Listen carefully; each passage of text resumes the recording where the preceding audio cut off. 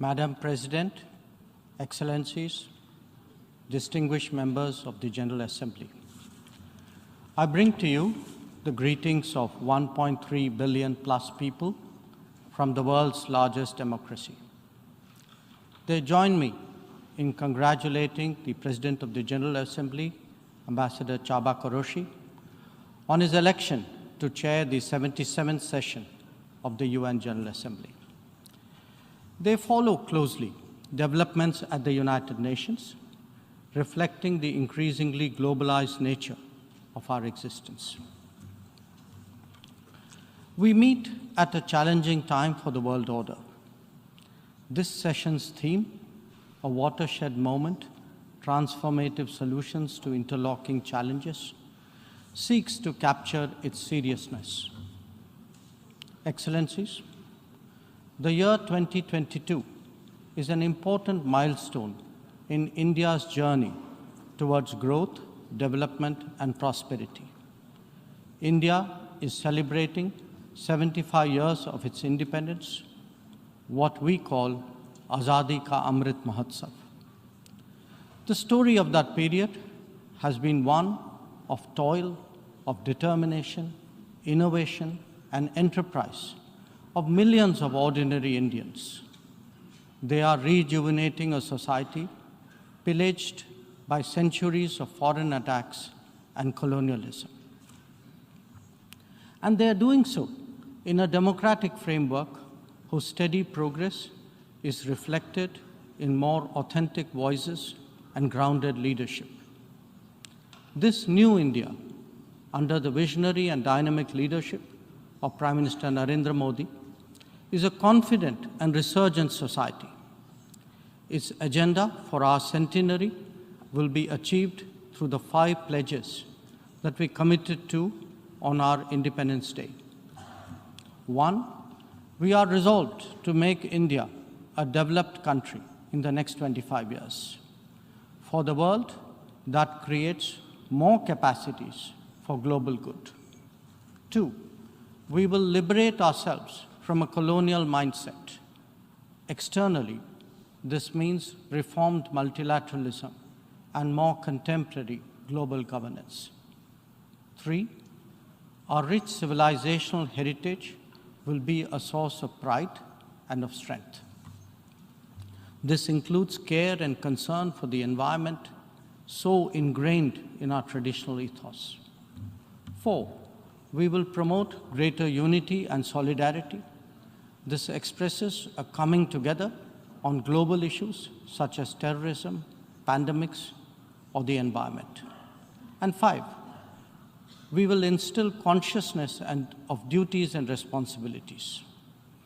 This applies to nations as much as it does to citizens. These 5 pledges affirm our age-old outlook that sees the world as one family. We believe that national good and global good can be entirely in harmony. It is this conviction that led us to supply vaccines to over 100 nations.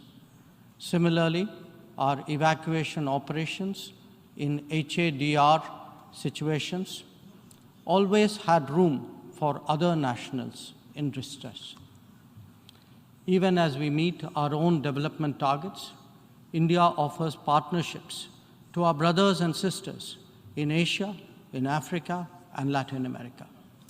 And we do so based on their needs and their priorities. Today, the focus is on green growth, better connectivity, digital delivery, and accessible health.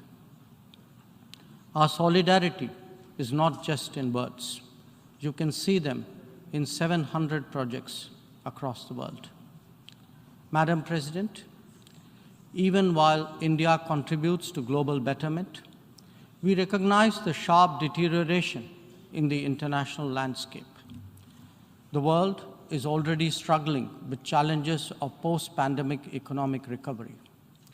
The debt situation of the developing is precarious. To this is now added the rising costs and the shrinking availability of fuel, of food, and of fertilizers. These, along with trade disruptions and diversions, are among the many consequences of the Ukraine conflict. The Indo-Pacific, too, witnesses fresh concerns about its stability and its security, and climate events have added an overlay on these mounting anxieties. As we saw in the case of the COVID pandemic, the South will be the most impacted, even if the immediate causes are well beyond. It is imperative that global conversations recognize this deep unfairness. The inequity of vaccine distribution should not be replicated in other domains. Madam President, as the Ukraine conflict continues to rage, we are often asked, whose side are we on? And our answer each time is straight and honest. India is on the side of peace and will remain firmly there. We are on the side that respects the UN Charter and its founding principles. We are on the side that calls for dialogue and diplomacy as the only way out. We are on the side of those struggling to make ends meet, even as they stare at the escalating costs of food, of fuel, and fertilizers. It is therefore in our collective interest to work constructively, both within the United Nations and outside, in finding an early resolution to this conflict. Excellencies, while the global attention has been on Ukraine, India has also had to contend with other challenges, especially in its own neighborhood. Some of them may be aggravated by the COVID pandemic and ongoing conflicts, but they speak too of a deeper malaise. The accumulation of debt in fragile economies is of particular concern. We believe that in such times, the international community must rise above narrow national agendas. India, for its part, is taking exceptional measures in exceptional times. We do so when we send 50,000 metric tons of wheat and multiple tranches of medicines and vaccines to Afghanistan. When we extend credits of $3.8 billion to Sri Lanka for fuel, essential commodities, and trade settlement. When we supply 10,000 metric tons of food aid and vaccine shipments to Myanmar. When we fill the gap in humanitarian needs left unaddressed by political complexity. Whether it is disaster response or humanitarian assistance, India has stood strong, contributing particularly to those nearest to us. Excellencies, the world, as we knew it, is poised for transformational changes. It has been impacted in recent times by a succession of shocks, each of them significant by itself. The COVID pandemic called into question the over-centralized nature of globalization and has led all of us to seek greater resilience and reliability of supply chains. The repercussions of the ongoing Ukraine conflict have further heightened economic stresses, especially on food and energy. Climate events have added to disruption that the world is already facing. As for the promise of technology, it has certainly multiplied our capabilities, but also added to our vulnerabilities. Trust and transparency are legitimate expectations of a more digitized world. The quest to create a better global order would necessarily have to address all these issues. Among them, some are clearly more existential in nature and necessitate intense coordination by the international community. Climate action and climate justice are particularly noteworthy in this respect. In their pursuit, India has worked with partners on the International Solar Alliance, the One Sun, One World, One Grid initiative, and the Coalition for Disaster Resilient Infrastructure. We stand ready to support any collective and equitable endeavor to protect our environment and to further global wellness. Lifestyle for environment, or LIFE, as declared by Prime Minister Narendra Modi in Glasgow on the sidelines of COP26, is our homage to Mother Nature. India remains deeply committed to fighting climate change under the UNFCCC and the Paris Agreement.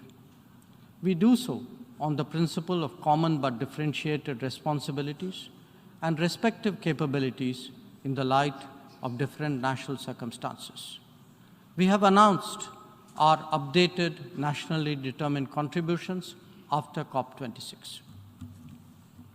Excellencies, India's steadfast commitment to South-South cooperation is by now well established and well recognized. Our approach is based on principles of mutual respect and national ownership, with a commitment to sustainable development for all. As we begin the G20 presidency this December, we are sensitive to the challenges faced by developing countries.